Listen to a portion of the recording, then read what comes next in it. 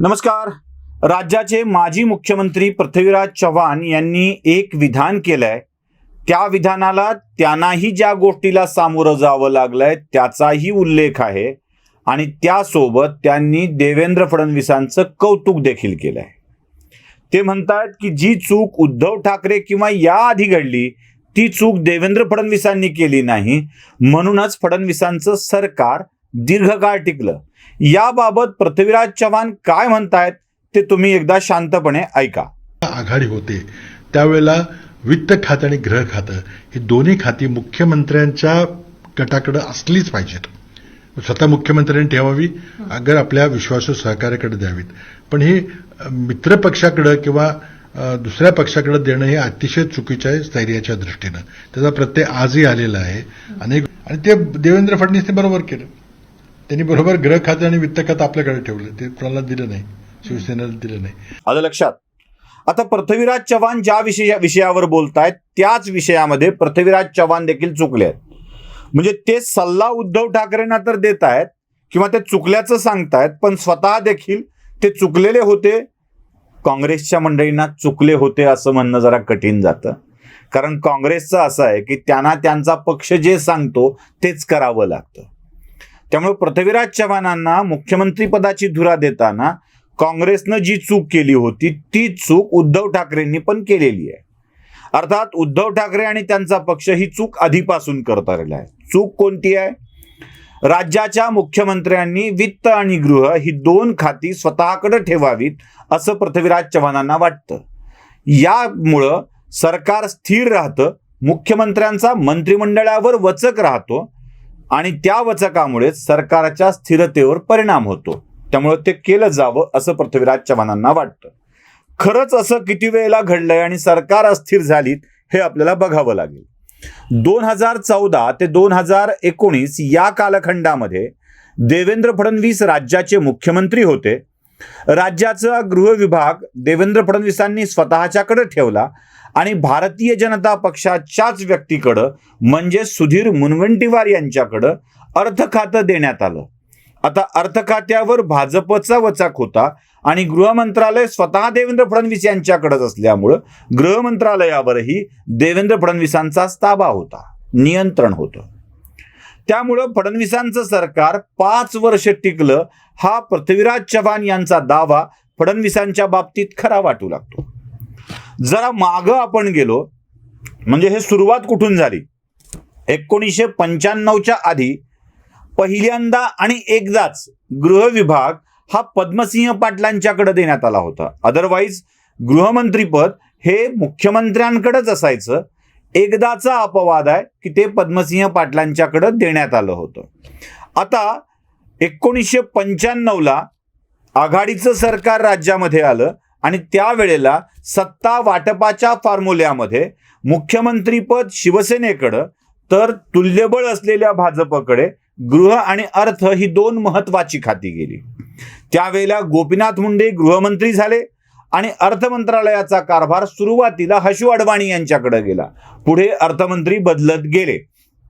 काही काळ गोपीनाथ मुंडे होते, हशू अडवाणींच्या निधनानंतर ती माणसं बदलत गेली.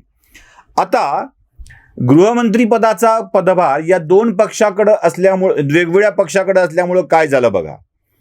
मनोहर जोशी मुख्यमंत्री होते, गृह मंत्रालय गोपीनाथ मुंडेंच्याकडे होतं. कालांतराने मनोहर जोशींना आपल्या पदाचा राजीनामा द्यावा लागला. अर्थात हा राजीनामा बाळासाहेबांच्या इच्छेमुळे द्यावा लागला, अन्य कोणतेही कारण नव्हतं.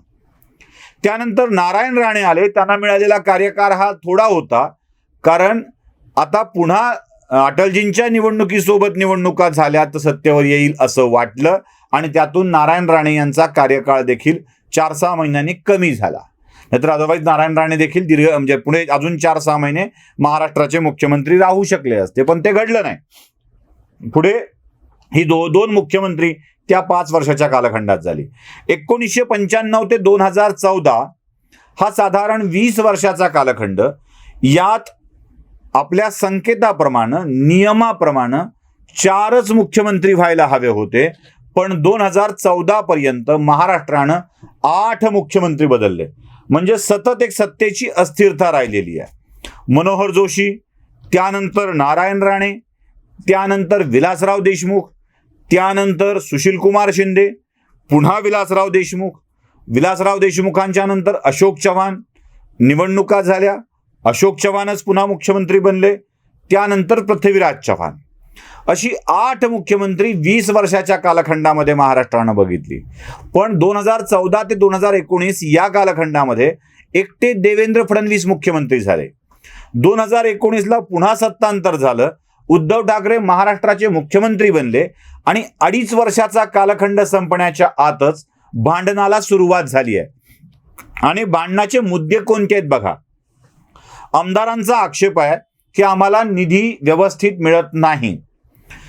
निधीचा सर्वाधिक वाटा हा राष्ट्रवादी काँग्रेस घेतं, त्यानंतर काँग्रेस पक्षाला मिळतो आणि त्यानंतर शिवसेनेला मिळतो, असा शिवसेनेच्या आमदारांचा आणि मंत्र्यांचा आक्षेप आहे.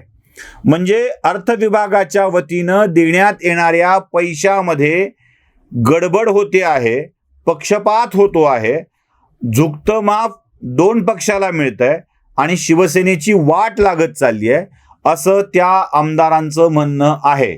म्हणजे अर्थ मंत्रालय पुन्हा एकदा जबाबदार ठरत आहे सरकारच्या पतनासाठी. दुसरा मुद्दा येतो, सतत राज्यामध्ये अशा काही घटना घडत आहेत की ज्याचा ब्लेम मुख्यमंत्र्यांच्या वरती जातो आहे.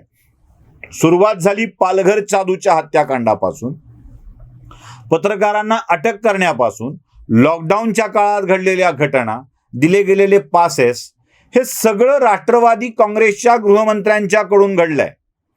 म्हणजे अगदी गृहमंत्रालयात झालेले घोटाळे, मनसुख हिरेंचं प्रकरण, या पोलीस अधिकाऱ्यांना घेण्याचं प्रकरण, हे सगळं गृहमंत्रालयाशी संबंधित आहे. गृहमंत्रालयातून अशा काही गोष्टी लीक झाल्या की ज्यातून शिवसेनेची बदनामी झाली. वाझे हे संपूर्णतः शिवसेनेचं प्रोडक्ट, प्रदीप शर्मा हे शिवसेनेचं प्रोडक्ट, आणि याच दोघांवरती लक्ष करून बरीच माहिती बाहेर गेली. अर्थात राष्ट्रवादीलाही आपल्या मंत्र्याला गमवावं लागलंय हे विसरून चालणार नाही. गृहमंत्रालय दुसऱ्या पक्षाच्या ताब्यात गेल्यावर काय होऊ शकतं याचा प्रत्यय उद्धव ठाकरेंना आता येतोय.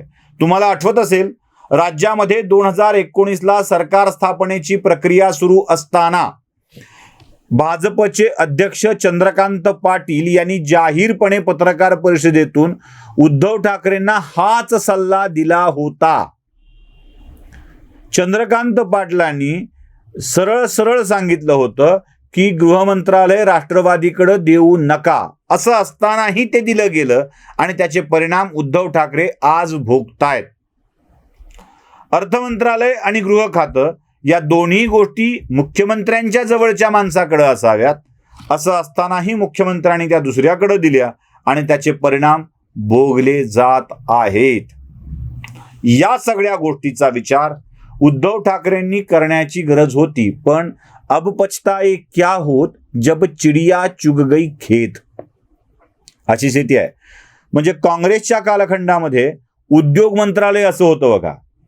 विलासराव देशमुख मुख्यमंत्री असताना उद्योग मंत्रीपदांची जबाबदारी अशोक चव्हाणांच्या वरती होती. त्यांनी काय केलं माहित आहे? नारायण राणे उद्योग मंत्री होते, त्यांनी काय केलं माहित आहे? म्हणजे इथेही सुभाष देसाई हे उद्योग मंत्री होते आणि सुभाष देसाई आपल्याच माणसाला फेवर करत नाहीत, हा राग आहे. म्हणजे खरं तर उद्योग मंत्र्यांनी केलेले उद्योग हे मुख्यमंत्र्यांच्यासाठी अडचणीचे आलेत, हे देखील आपल्याला विसरून चालणार नाही. त्यामुळे गृहमंत्रालयाबाबत पृथ्वीराज चव्हाणांनी केलेलं विधान खरोखर गांभीर्यानं घेण्याची गरज आहे. जी चूक पृथ्वीराज चव्हाणांनाही भोवली होती ती चूक फडणवीसांनी केली नाही, हे मोठ्या निर्धारानं सांगणं, स्पष्टपणे सांगणं, यात पृथ्वीराज चव्हाणांचं कौतुकच करावं लागेल. व्हिडिओ आवडला असेल तर लाईक, शेअर आणि सबस्क्राईब नक्की करा. धन्यवाद.